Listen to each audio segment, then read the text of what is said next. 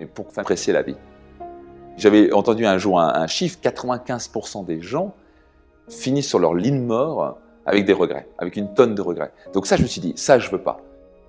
J'ai intérêt à vivre maintenant, j'ai intérêt à réaliser mes rêves, j'ai intérêt à créer la vie que je désire et que je mérite, parce qu'un jour ou l'autre, je vais mourir. Parce que ça, je comprenais le principe, j'avais vu ça de mes propres yeux, j'étais à l'enterrement de mon père, et ça, c'était un énorme choc. Tout peut s'arrêter comme ça. Et si je continue à me laisser paralyser par la peur, je vais passer à côté de ma vie.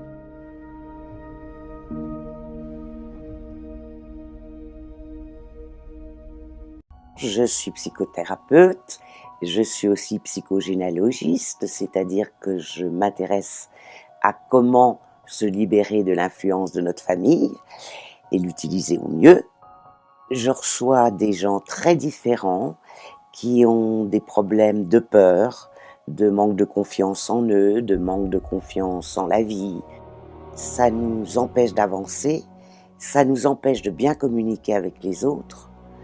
Donc c'est très toxique. Mais pour commencer à travailler ces peurs et à les dépasser, il faut déjà en prendre conscience. Alors, malheureusement, pour nous mettre en route, souvent on a besoin de plus en pouvoir et de se dire là, je veux changer, mais c'est pas obligatoire. Non, on n'est pas obligé de toucher le fond pour rebondir. Surtout que le fond, il est souvent insondable, quoi. La plupart du temps, dans notre monde actuel, nos peurs ne sont pas du tout liées à un danger réel. Nos peurs sont liées à des dangers qu'on fantasme dans l'avenir et qui sont la représentation du réel et pas la réalité. Donc, on va s'épuiser à se stresser pour des obstacles qui ne sont que dans notre tête et dans nos représentations que l'on a.